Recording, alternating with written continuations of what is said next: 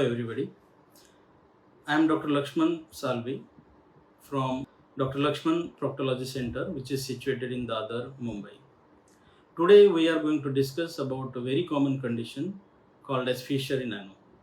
This fissure in ano is a condition where patient complains of severe pain while passing motion. He comes to the doctor and says most of the time he says he has piles.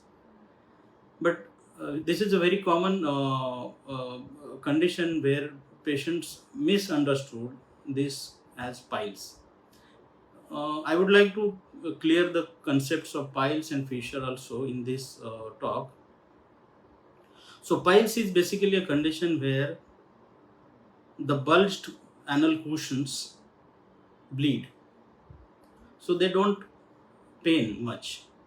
Whereas in fissure in ano, these patients complains of pain more than bleeding.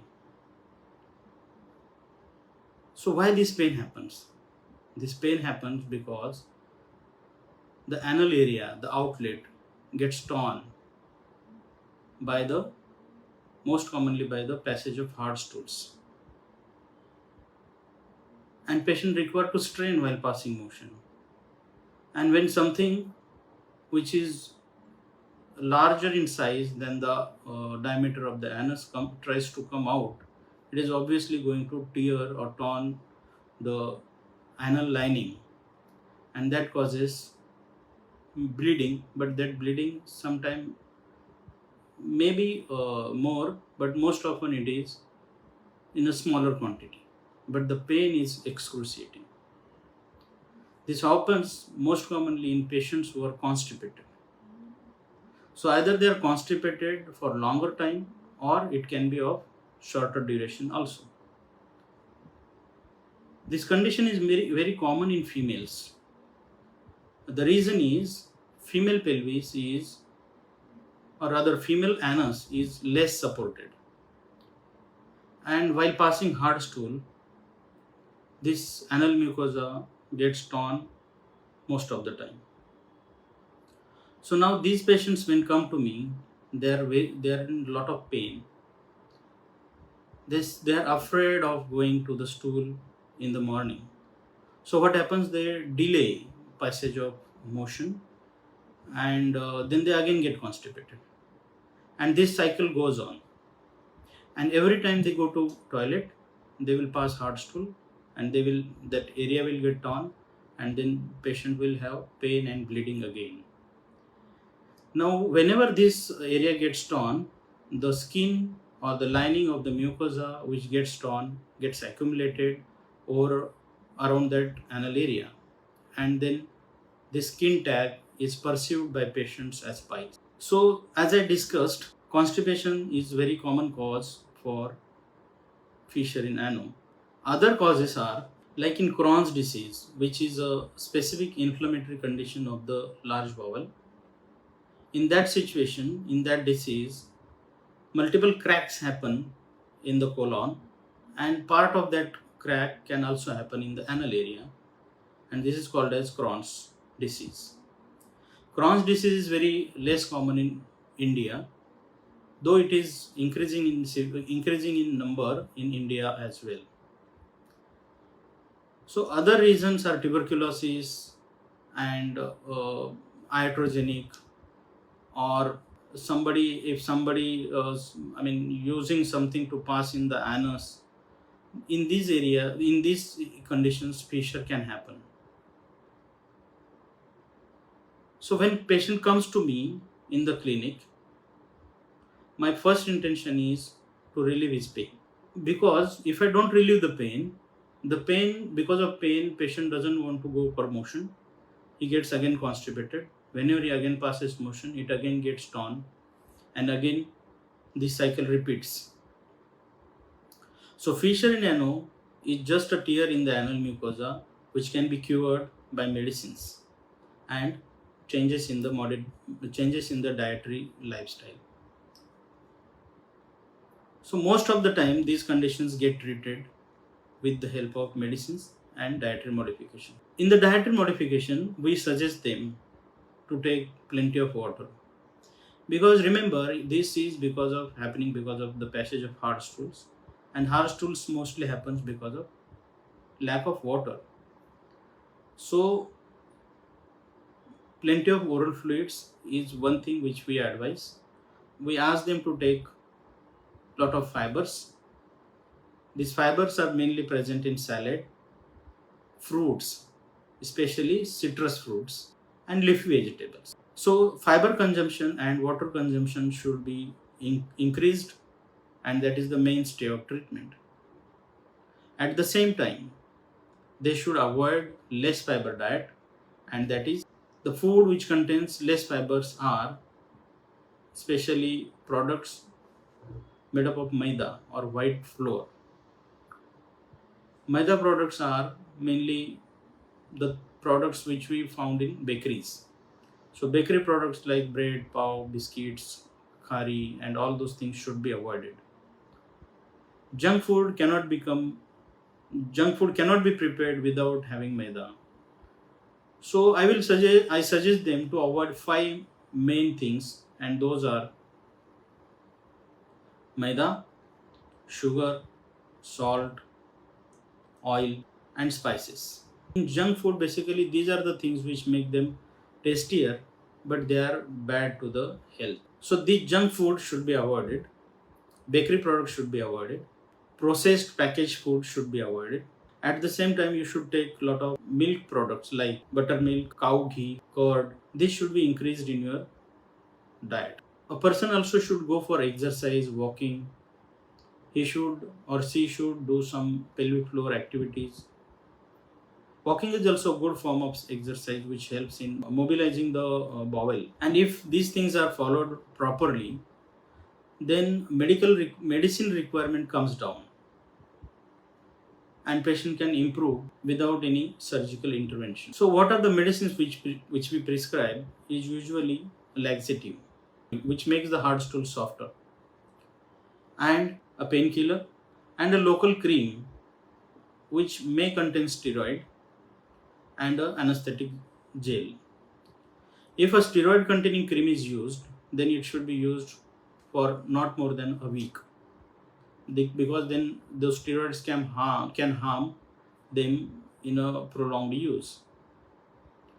And that is why patients should follow with the doctor as per their advice for a week or two if it is an acute fissure.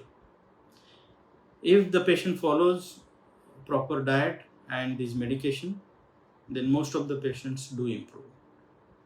We also ask them to sit in lukewarm water, which relaxes the anal sphincter. Now, why this pain happens is because of the spasm in the muscle lining the anal mucosa. So these muscles go into the spasm, and that means the diameter of the anal area, which is around 3 centimeter, gets narrowed down. And this is happening because of the muscles getting tight. This is called as spasm. So this spasm should be relieved, and to relieve this spasm, a temporary supporting thing is to ask them to sit in lukewarm water.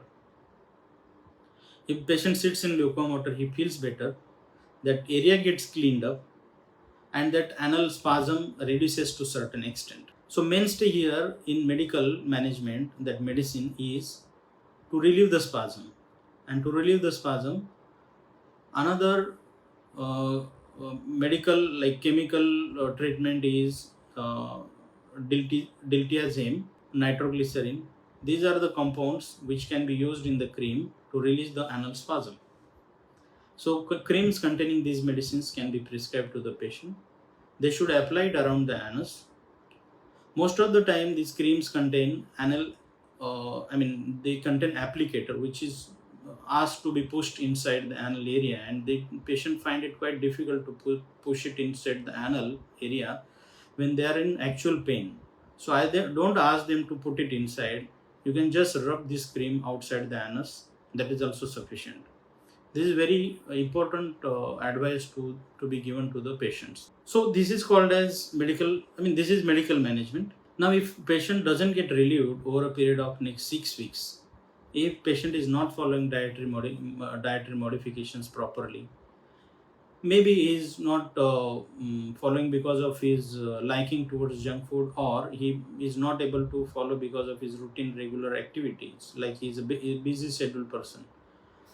And if the problem is recurring again and again, patient is having lot of pain, the spasm is not getting relieved, and uh, uh, and if this fissure has got deepened, like I told you in the beginning, this is a tear in the anal mucosa. If it is superficial, if it heals. If it is deep, we can still try with the help of medicines to cure it, to make that area heal with the medicines and dietary modifications.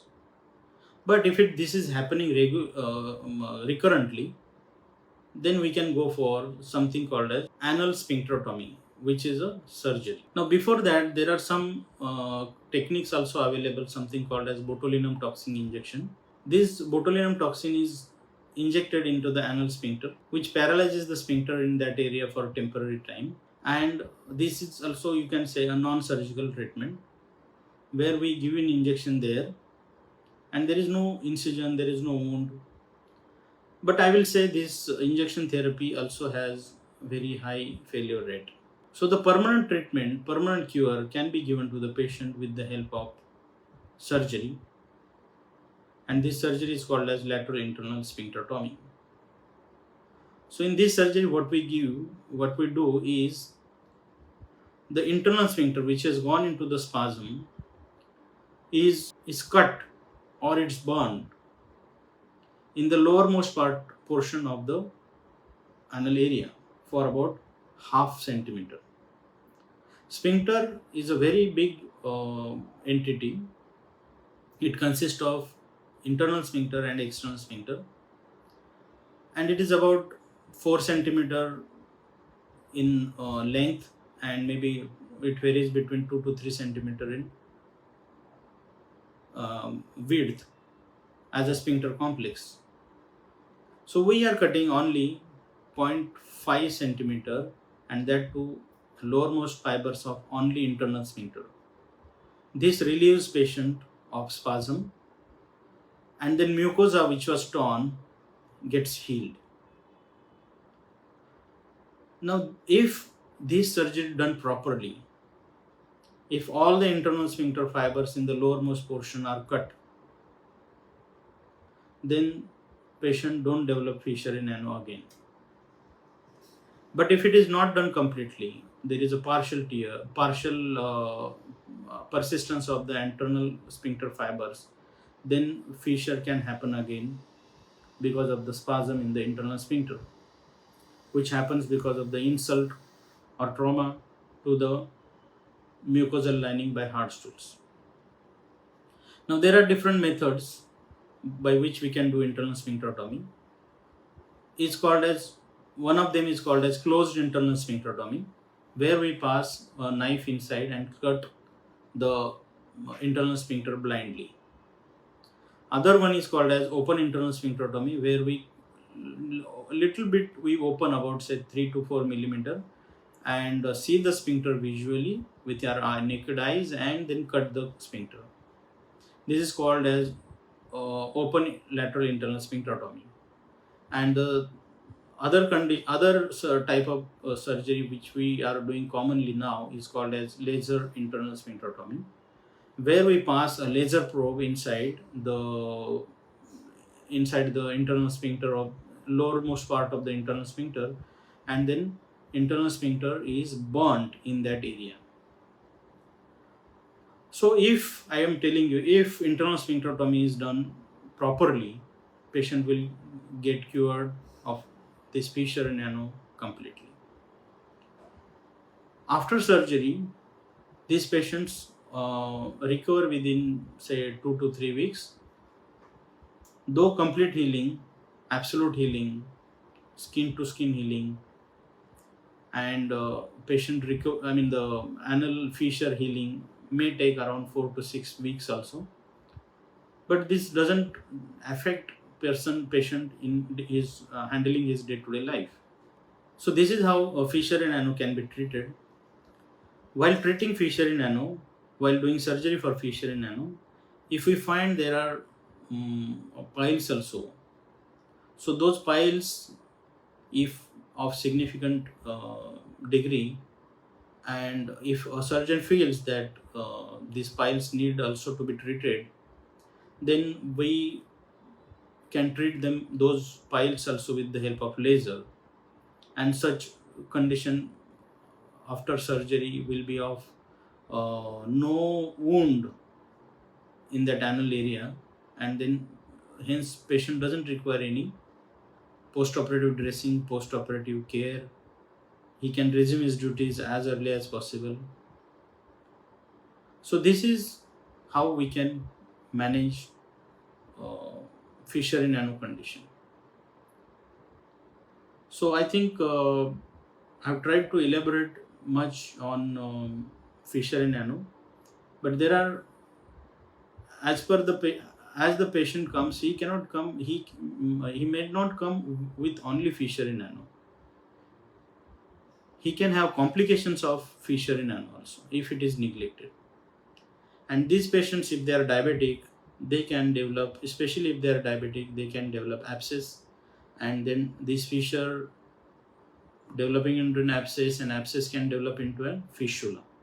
Fistula is some condition where the fissure which has got cut inside the anal mucosa might get that ulcer might get infected and form an abscess, and then it forms a tract of its own underneath the skin and comes out at one particular point on the skin, and then we call it as a fistula, which is a tunnel shaped condition where one internal opening is there inside the anal canal and one external opening on the skin. And then this is a complication, and then this patient may require treatment for fistula also. They develop with the abscess, they develop a lot of pain in that area. So this condition should be treated as early as possible. Now, this fissure in nano piles these are conditions which are very common in pregnant females. Pregnancy-induced piles, pregnancy-induced fissure can happen in pregnant ladies, and that is why I suggest patients or ladies who have fissure in nano or piles before getting married or before getting pregnancy, they should get all these conditions treated before they have pregnancy.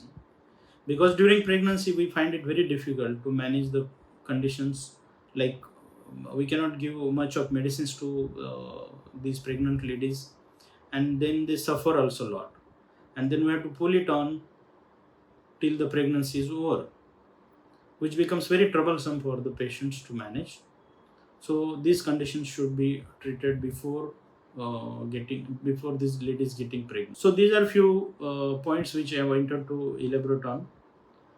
Next topic we can talk on fistula, which is also an important topic. So I think we should stop here. We'll meet in next Facebook Live soon. Thank you.